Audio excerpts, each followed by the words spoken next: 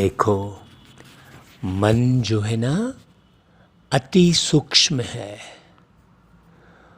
और अति सूक्ष्म होने के कारण मन की गहराई में किसी की भी प्रति थोड़ी सी भी शिकायत यदि छिपी रहेगी तो पूरी तरह से मन अंदर से प्रफुल्लित नहीं रहेगा। हाँ, बाहर बाहर से गीत सुनकर या कहीं प्राकृतिक स्थानों में आप घूम फिर लिए या कोई मनोरंजक प्रोग्राम देख लिए तो बाहर बाहर से मन प्रसन्न दिखाई देगा और आपको लगेगा कि वाह, मैं तो बहुत खुश हो गया। लेकिन अंदर यदि किसी के भी प्रति जरा सी भी शिकायत है तो अंतिम समय में वो अंदर में छुपी शिकायत धोखा दे देगी और उसी शिकायत के द्वारा आप सूक्ष्म में किसी को दुख पहुंचा रहे हैं, ये आपको मालूम नहीं पड़ेगा। और उसकी परिणति क्या होगी कि आपके जीवन से दुख, परेशानी, समाप्ति की ओर नहीं महसूस होगी। इसलिए बाबा कहते, मीठे बच्चे, तुम्हें डबल अहिंसक बनना है। डबल अहिंसक, बहुत गहरी बात है। अंदर की दृष्टि में भी किसी के प्रति कोई वासना या कामना या दुर्भावना ना छुपी हुई हो। मनसा वाचा कर्मणा तुम कभी किसी को दुख नहीं दे सकते हो। भाई, कल्प कल्प जिन बच्चों ने बाप से पूरा वर्षा लिया है उनकी निशानी क्या होगी? देखो, वे पतितों का संग छोड़ बाप से वर्षा लेने के लिए श्रीमत पर चलने लग पड़ेंगे। देखो, है ना भाई, पतितों का संग मतलब पतित कौन है? पतित हैं ये विषय विकार। बहुत अच्छी रीति समझना भाई, मतलब विषय विकारों का संग छोड़ देंगे वो। पतित बनाने वाले कौन है? ये विषय विकार। और इनका संग छोड़कर बाबा की श्रीमत मतलब अंदर सूक्ष्म हृदय में भी पावनता भरी हुई हो। बाप का जो पहला फरमान है कि गृहस्थ व्यवहार में रहते पवित्र बनो, मतलब सूक्ष्म में भी किसी के प्रति कोई रंच मात्र भी शिकायत ना हो। इस फरमान पर जो पूरा पूरा चलेंगे उनके अंदर कभी प्रश्न नहीं उठेगा कि अरे आखिर भी ये दुनिया कैसे चलेगी। अरे भाई, प्यारे बाबा आए हैं, है ना, निर्माण का कार्य चल रहा है, आप चुपचाप बाबा के कार्य में सहयोगी बनो। जो बाबा मुरलियों में कह रहे हैं उसका पूरा पूरा अनुसरण करो।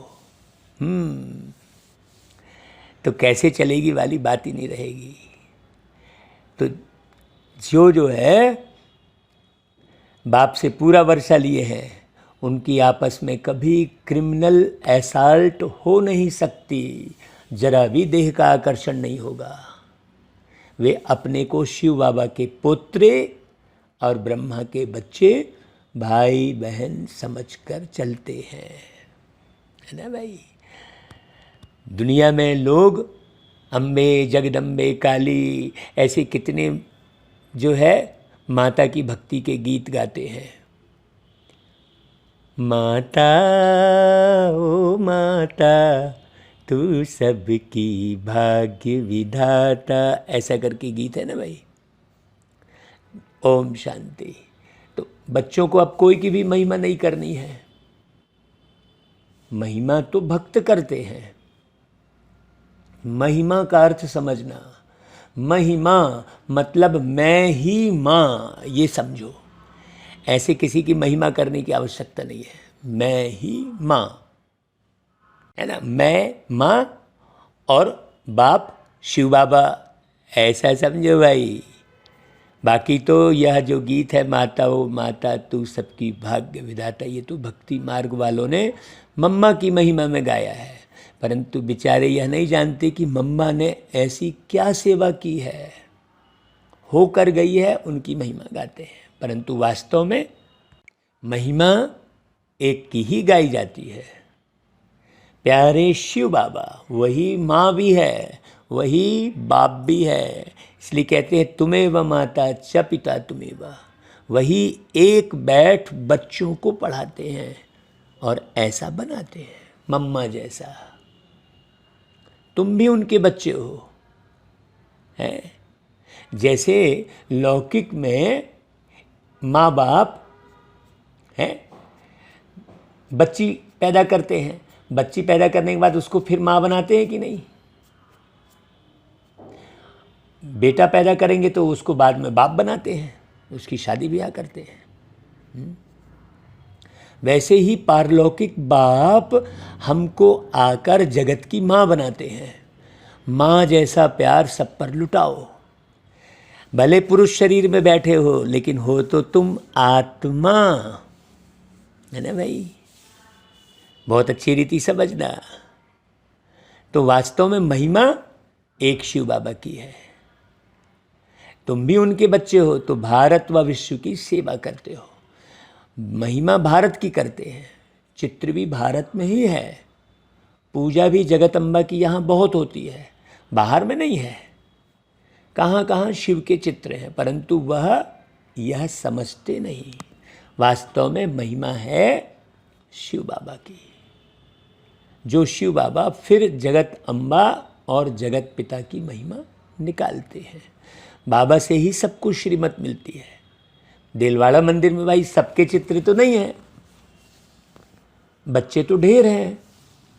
तुम सब बच्चे राजयोग सीख रहे हो, चित्र तो भाई थोड़ों के ही निकालेंगे ना, सबके चित्र तो नहीं निकालेंगे कि जितने लोग सीख रहे हैं सबके चित्र लगने लग जाएं। नहीं, तुम जानते हो बाबा हमको स्वर्ग का मालिक बनाते हैं। शिव बाबा ये ब्रह्मा के तन में बैठे हैं। कल्प पहले भी ऐसे ही परमपिता परमात्मा ने हमको राजयोग सिखाया था। अब प्रैक्टिकल बुद्धि से लगता है। जब सुनते हैं तो कोई कहते हैं बिल्कुल ठीक बात है भाई, और कोई कहते हैं हम कैसे माने भाई, एक जैसे तो सब नहीं है ना, हैं? इस तरफ ध्यान नहीं देना चाहिए। जब कोई नए आते हैं तो प्रश्न पूछा जाता है, गॉड फादर का नाम कब सुना है, कब भगवान का नाम सुना है? तो ऐसा कोई मनुष्य नहीं होगा जो कहे कि हम गॉड फादर को याद नहीं करते हैं, क्योंकि अभी तो सब दुखी है ना भाई। इसलिए परमात्मा को याद तो जरूर करते हैं। सतयुग में कोई ऐसा नहीं कहेंगे कि हे पतित पावन आओ। क्यों? क्योंकि दुख में सिमरन सब करते हैं, सुख में सिमरे ना कोई। दुख में सिमरन किसका करते हैं? एक का। बल सिमरन करते हैं परंतु जानते नहीं, सिर्फ महिमा करते हैं। भाई ये मुरली क्या है? मुरली है सारे धर्म की बात। भाई गाया भी जाता है ना, रिलीजन इज माइट, लेकिन कौन से रिलीजन में इतनी माइट है? सभी रिलीजन में तो इतनी माइट नहीं है। जो परमात्मा आकर एक देवी देवता धर्म स्थापन करते हैं, भाई बाबा को कहा जाता है ऑलमाइटी। तो जो धर्म स्थापन करेंगे और जो करते हैं उसमें भी माइट है। तो तुम जानते हो हम देवता धर्म वाले बनते हैं तो हमारे में कितनी माइट आती है। माइट यानी शक्ति। भाई हम डायरेक्ट परमात्मा बाप से रजाई लेते हैं। हम कोई हिंसा नहीं करते हैं। सतयुग में दोनों हिंसा नहीं होती है, ना तो काम कटारी की हिंसा और ना किसी पर क्रोध करना, कुछ बुरा अक्षर कहना, यह भी बाण चलाना है भाई। इनको वायोलेंस कहा जाता है। तुम किसको दुख नहीं दे सकते। देखो बाबा, देखो कितना अच्छा सिखलाते हैं। बाबा कहते सबको सुखी बनाओ। देखो मुख्य बात काम कटारी चलाना, यह है सबसे बड़ी हिंसा। बंदूक आदि चलाना, मारना, यह भी हिंसा है। तो कोई भी प्रकार से किसको दुख देना हिंसा है। इसलिए बाप ने कहा है काम महाशत्रु है। गाया भी जाता है अहिंसा परमो देवी देवता धर्म। उनमें दोनों हिंसाएं नहीं थी। कभी भी किसको मनसा वाचा कर्मणा दुख नहीं देते थे। बाप आकर स्वर्ग की स्थापना करते हैं। कल्प पहले भी की थी, अब फिर कर रहे हैं। देखो, किसको मारना, पीटना, क्रोध करना, देखो प्यारे बाबा सबसे छुड़ा देते हैं। पहले की जिंदगी और अभी की जिंदगी में जमीन आसमान का अंतर है। क्यों? क्योंकि अर्श निवासी बाबा फर्श में आकर हमको फरिश्ता बना देते हैं। मुख्य बात है ही पवित्रता की। इसलिए राखी बंधन गाया हुआ है। बहनें बैठ भाइयों को राखी बांधती हैं कि देखो भाई काम कटारी नहीं चलाना। परंतु मनुष्य यह अर्थ नहीं समझते हैं। अभी तो भाई तुम हो ब्रह्मा के बच्चे, शिव के पोत्रे, तो तुम भाई बहन हो गए। आपस में कभी क्रिमिनल असॉल्ट नहीं कर सकते, है ना। यह है ही पवित्र बनने की युक्ति। बहन भाई कभी आपस में शादी नहीं करते हैं ना। तो बाप समझाते हैं कल्प कल्प जिन्होंने वर्षा लिया है वही श्रीमत पर चलते हैं और इन बातों को अच्छी रीति समझते हैं। अब देखो, अधर कुमारी कन्या का मंदिर भी है। अभी कोई नहीं समझेगा अधर कुमारी किसे कहते हैं। गृहस्थ से निकल फिर बाप के बच्चे बने हैं तो उन्हों को अधर कहा जाता है। अब दुनिया में जितनी भी परिपाटी चल रही है सबके अर्थ प्यारे बाबा बताते हैं। सोचो। तो अधर कुमारी का मंदिर बना है तो जरूर होकर गए हैं ना। अब फिर प्रैक्टिकल में है। ऐसे मत समझो है कि हम पवित्र बनेंगे तो सृष्टि कैसे चलेगी। अब यह तो पतित दुनिया हो गई ना भाई। पवित्र बनने से सृष्टि चलती है कि पतित बनने से? सोचो। फिर चिल्लाते तो हो ना, हे पतित पावन आओ, है हमको पावन बनाओ। फिर पावन बनने के लिए गंगा स्नान करने जाते हैं। तो कैसे पतित बने जो पावन बनने के लिए गंगा स्नान करने जा रहे हो? सोचो। इधर तो बेईमानी, भ्रष्टाचार, अत्याचार, पापाचार सब कुछ बढ़ता ही जाता है।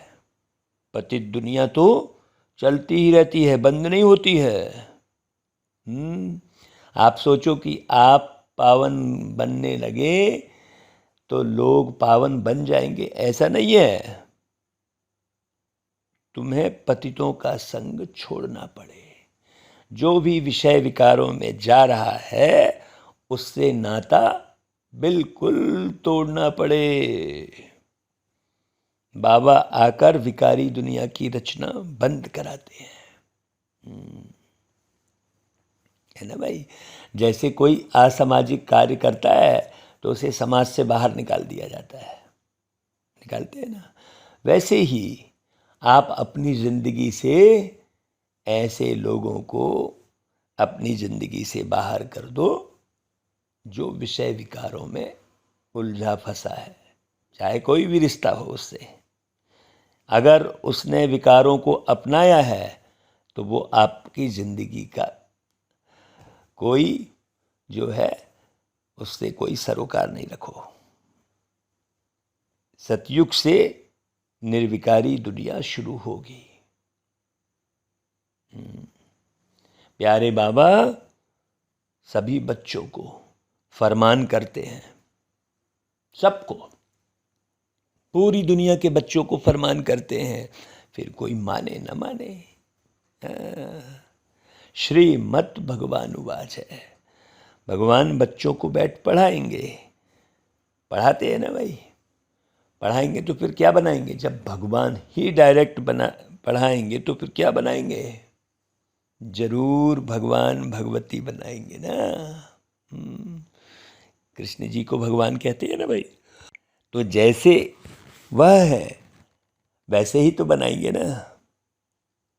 निराकार भगवान बैठ निराकार आत्माओं को पढ़ाते हैं इस शरीर द्वारा। ये राज जब किसी को समझ में आ गया तो समझो वो राजयोगी बन गया। बाबा कहते हैं ये बाबा का है लॉन्ग बूट। भाई कोई भी आत्मा को बोलने के लिए शरीर तो चाहिए ना, तो बाबा परमात्मा को भी बोलने के लिए शरीर तो चाहिए ना भाई। है, उनकी शरीर रूपी जूती पुरानी हो गई है। जब नई थी तो गोरी थी, अब काली हो गई है।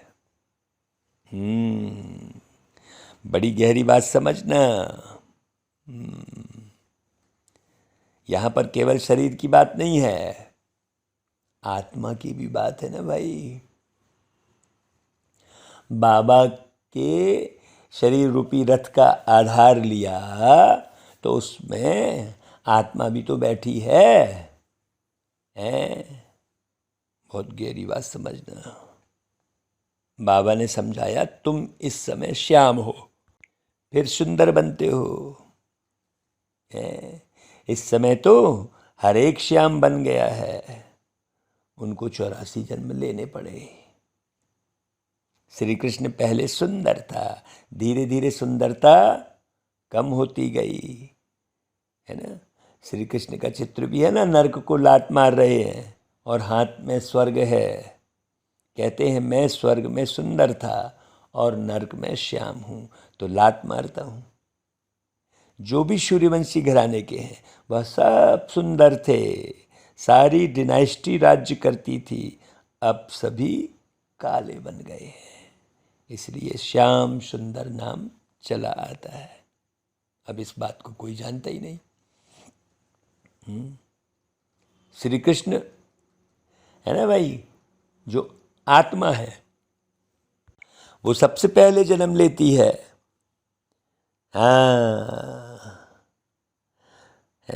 फिर श्री कृष्ण के साथ सारी राजधानी भी है। सभी पुरुषार्थ कर रहे हैं काहे के लिए भाई? फिर से गोरा बनने के लिए।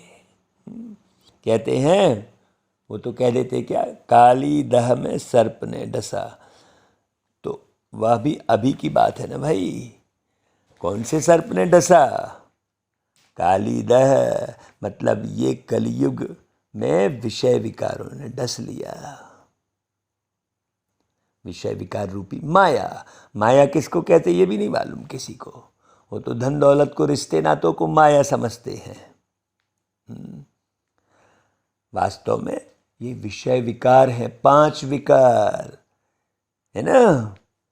धन दौलत और रिश्ते नाते तो जीवन का आधार है, लेकिन लोग नहीं जानते, तो समझते हैं, ये ध्यान नहीं जाता, तो 5 विकारों को ना छोड़ के घर गृहस्थी और धन दौलत को छोड़ने लगते हैं। माया ने सबको काला बना दिया है, बाप फिर से गोरा बनाते हैं। बाबा विषय विकारों को छुड़ाते हैं, है ना भाई। ये गोरा बनाने का कार्य, काले से गोरा बनाने का कार्य, ये स्वर्ग में थोड़ी चलेगा, ये कार्य अभी चलता है ना। वहाँ तो 21 जन्म सदा सुखी रहते हैं, अकाले मृत्यु कभी होती ही नहीं। यहाँ तो विषय विकारों में पड़ के अकाले मौत के शिकार हो जाते हैं। सोचो, अभी दैवी राजधानी स्थापन हो रही है, बाप आकर सबको राज्य भाग्य देते हैं, और कोई धर्म स्थापन करने वाले राज्य भाग्य नहीं दे सकते। इब्राहिम, बुद्ध आदि राजा ही नहीं स्थापन करते, वह सिर्फ धर्म स्थापन करते, फिर धर्म की वृद्धि होती है। उनको वास्तव में गुरु भी नहीं कहा जा सकता। क्यों? क्योंकि गुरु करते हैं सद्गति के लिए, और वह तो आते हैं धर्म स्थापन करने, न कि सद्गति करने। बहुत अच्छी रीति समझना भाई, सच्चा मार्ग तो केवल एक परमपिता परमात्मा ही दिखाते हैं। उनके पिछाड़ी उनके धर्म की आत्माएं नीचे उतरती हैं, तो गुरु भी वास्तव में कोई को कह न सके। सबकी सद्गति करने वाले एक शिव बाबा हैं, उनके लिए ऐसे नहीं कहेंगे कि वह जन्म लेते हैं, यह रॉन्ग हो जाता है। वह अवतार लेते हैं। जन्म लेना अर्थात गर्भ में आना। बाबा कहते हैं, देखो मैं तो गर्भ से जन्म नहीं लेता हूँ, अवतार लेता हूँ, परंतु कैसे आते हैं यह कोई समझते नहीं है। मैं परम धाम से आकर इस तन में प्रवेश करता हूँ। मुझे भाई शरीर तो चाहिए ना, और चाहिए बड़ा शरीर। छोटे तन से तो बात कर ना सके। मैं अनुभवी रत बहुत जन्मों के अंत के जन्म वानप्रस्थ अवस्था में आता हूँ। गीता में भी है कि मैं इनके जन्मों को जानता हूँ। यह अपने जन्मों को नहीं जानता था, जिनके तन में शिव बाबा ने प्रवेश किया है। अब तो जानते हैं। एक बार बता देता हूँ, पहले यह देवता था। 84 जन्म लेते लेते अंतिम जन्म में है, तब मैंने इनमें प्रवेश किया है। यह है कल्याणकारी जन्म। बाबा आकर इनके द्वारा पढ़ाते हैं। भाई किनका जन्म कल्याणकारी है? ब्रह्मा बाबा का। उनको भी पता नहीं था भाई, हमारा भी यह जन्म कल्याणकारी है भाई। अरे भाई, जो हम अनमोल मणि बने हैं, बाबा के ज्ञान को सुना रहे हैं अच्छे से, है ना, सुन रहे हैं, समझ रहे हैं, जीवन में धारण कर रहे हैं, बाबा की श्रीमत पर पूरा पूरा चल रहे हैं। देखो अमृत बेले आकर के बाबा मुरली पढ़वा रहे हैं। कल तो देखो सारी दुनिया में हनुमान जयंती मना रहे थे, कहीं हनुमान जन्मोत्सव कह रहे थे तो कहीं जयंती कह रहे थे, और सारा हंगामा लगा पड़ा था। पूरे दिन लोग डीजे बजा रहे थे और पता नहीं कौन कौन से फिल्मी गानों पे नाच रहे थे। सोचो ऐसी कोई है, बोले हम हनुमान जी की जयंती मना रहे हैं, हनुमान जी का जन्मोत्सव मना रहे हैं। सोचो, अता पता कुछ है ही नहीं। बाबा आकर सारा राज खोलते हैं। सोचो, ये किसी को नहीं मालूम कि बाबा एक पर काया प्रवेश करके पढ़ाते हैं। तो जिनके माध्यम से पढ़ाते हैं तो वो माता भी हो गई। वास्तव में यह है माता, परंतु सर्विस पिता के रूप में करते हैं, इसलिए मम्मा को निमित्त बनाया है भाई। तुम बच्चे भी उनके साथ निमित्त बनते हो, सबको स्वर्गवासी बनने का रास्ता बताते हो। मनुष्य मरते हैं तो कहते हैं स्वर्गवासी हुआ। वह पुरुषार्थ नहीं करते हैं, बस ऐसे ही कह दिया।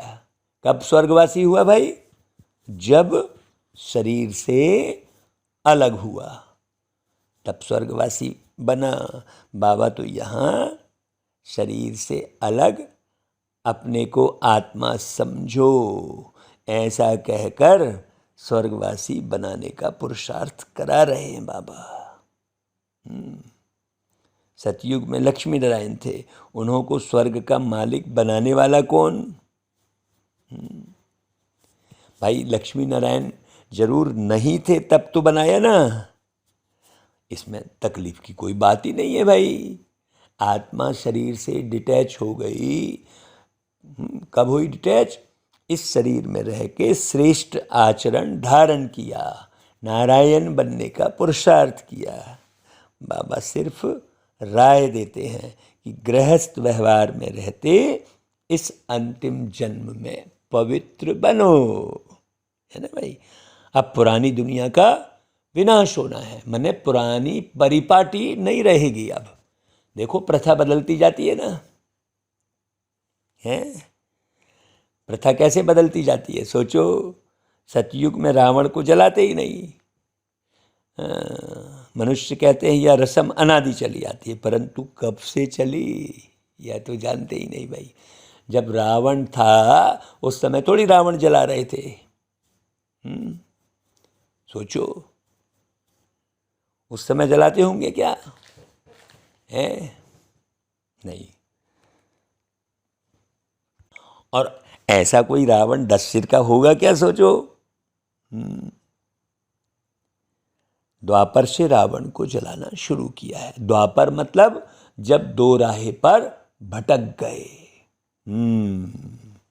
आत्मा की शक्ति क्षीण हो गई, आत्मा शरीर के भान में आ गई, इतनी सी तो बात है। रावण का कोई ठिकाना ही नहीं है भाई। शिव बाबा का तो ठिकाना है परम धाम। रावण का धाम कहाँ है, राम का तो धाम है। वह सभी में प्रवेश कर लेता है। रावण सब में प्रवेश कर लेता है। राम सब में प्रवेश नहीं करेंगे। रावण का तो कोई एक ठिकाना ही नहीं है। जब रावण राज्य पूरा होगा, सभी पावन बन जाएंगे, फिर रावण का नाम निशान भी नहीं होगा। राम और रावण दो चीजें हैं, दोनों को अच्छी रीति समझना है। राम स्वर्ग स्थापन करते हैं, जिसके लिए चौपाई है, राम राज्य सपने हु दुख नाही। तो कौन से राम ने राज्य स्थापन किया, ये बहुत गहरी समझने की बात है। राम राज्य की स्थापना कर रहे हैं ना भाई, तो कौन से राम ने किया राम राज्य की स्थापना है? उनको तो जंगल जाते दिखाया है। सोचो, राम राज्य की स्थापना करने वाले तो परमात्मा राम है ना भाई। एक राम त्रेता का राजा है, दूजा राम घट घट का वासी, और तीजा राम है अर्श निवासी। बहुत अच्छी रीति समझना, रामायण में 3 राम की कहानी है, लेकिन तीनों राम को कोई जानता ही नहीं। बाबा कहते हैं मैं कोई सर्वव्यापी नहीं हूँ, रावण सर्वव्यापी है। फिर मैं आकर पुनः इन भूतों को निकालता हूँ। यह भूत ही सभी को दुख देते हैं। काम का भूत, क्रोध का भूत, कहते हैं ना इसको तो क्रोध का भूत लग गया। इन भूतों पर विजय पहनाकर स्वर्ग का मालिक बनाता हूँ। लोभ का भूत, मोह का भूत, अहंकार का भूत, ये सब भरा हुआ रहता है। तुम बच्चे अभी स्वर्गवासी बनने के लिए पुरुषार्थ कर रहे हो, है गहरी बात। वह लोग कह देते हैं स्वर्गवासी हुआ, तो फिर रोते क्यों हो भाई। स्वर्ग में तो वैभव ही वैभव है। मनुष्यों को स्वर्ग ही याद पड़ता है, परंतु पुनर्जन्म फिर भी नरक में ही लेते हैं। तुम जब सतयुग में हो तो पुनर्जन्म भी सतयुग में ही मिलता है। अब नरक बदल स्वर्ग आने वाला है, दुख की दुनिया बदल सुख की दुनिया आने वाली है। हाँ, अब सर्व का सद्गति दाता आए हैं, सबको सुखी करने के लिए। अच्छा भाई, खूब सुखी होकर प्यारे बाबा को याद करो। बाबा कहते मीठे मीठे सिक्के लदे बच्चों प्रति माता पिता बाप दादा का याद प्यार और गुड मॉर्निंग। रूहानी बाप की रूहानी बच्चों को नमस्ते, और हम रूहानी बच्चों की रूहानी माता पिता बाप दादा को याद प्यार गुड मॉर्निंग और नमस्ते। देखो, बाबा की इन वाणियों को सुनकर पूरे विश्व भरे में ना जाने कितनी मनुष्य आत्माएं काम विकार को छोड़ पावन बन रही हैं। सोचो, आज तक किसी भी वाणी में वो ताकत नहीं रही, ना थी, ना रहेगी, जो मनुष्य आत्माओं को विषय विकारों से छुड़ा सके। जब से बाबा के बने हैं तब से देखो आज कितने बरस हो गए, युवा अवस्था में ही बाबा मिल गए, तो देखो पावन बनकर और बाबा के ईश्वरी कार्य को बड़े अच्छे से कर रहे हैं और बाबा मददगार हैं। तो धारणा के लिए सार बहुत अच्छी रीति समझना भाई। डबल अहिंसक बन, मन वचन कर्म से किसी को भी दुख नहीं देना है। पवित्रता की सच्ची राखी बांधनी है। दूसरी पॉइंट, पतितों का संग छोड़ एक बाप के फरमान पर ही चलना है। स्वर्ग का मालिक बनने के लिए भूतों पर विजय प्राप्त करनी है ना भाई। अच्छा भाई, वरदान, हर कर्म का बोझ बाप पर छोड़ स्वयं ट्रस्टी बन रहने वाले डबल लाइट फरिश्ता भव। हिम्मत रखने वाले बच्चों को बाप दादा सदा ही मदद करते हैं। बच्चे श्रेष्ठ संकल्प करते और बाप हाजिर हो जाते। सिर्फ बाप के ऊपर सारा कार्य छोड़ दो तो बाप जाने कार्य जाने। खुद अपने ऊपर जवाबदारियों का बोझ नहीं उठाओ। ट्रस्टी बनकर रहो तो सदा हल्के डबल लाइट फरिश्ता बन उड़ते रहेंगे। दिल साफ है तो मुराद हासिल हो जाती है। जवाबदार बनो लेकिन बोझ उठाकर नहीं। भाई बाबा ऐसा नहीं कह रहे कि जवाबदारी नहीं उठाना है, लेकिन जवाबदारियों को बोझ नहीं समझो। हाँ, है ना भाई। पावन बनना और बनाना ये जवाबदारी तो है, लेकिन भाई जो पावन बनता है वो बिल्कुल हल्का रहता है, लाइट। अच्छा भाई, स्लोगन, उमंग उत्साह के पंख साथ हों तो उड़ती कला में उड़ते रहेंगे। इसलिए ये देखो, उमंग उत्साह तो नहीं घट रहा है। अरे कब तक मुरली सुनेंगे, कब तक चलेंगे, कब ये सृष्टि बदलेगी। अरे भाई, हम बाबा के बच्चे बदलेंगे तो सृष्टि स्वतः ही बदल जाएगी, क्योंकि हम बाबा के बच्चे सृष्टि का आधार हैं। है ना भाई। वो लोग तो समझते हैं ये सर्प के ऊपर पृथ्वी टिकी है, विषय विकारों को आधार समझते हैं। है ना भाई। कभी कहते हैं सर्प के ऊपर पृथ्वी टिकी, कभी कहते हैं कछुए के ऊपर पृथ्वी टिकी है। ऐसा जो है कुछ भी कहते रहते हैं। समझदारी की बात समझनी है। बहुत गहरी बातें, तभी जीवन का निर्माण होगा। अच्छा भाई, ओम शांति।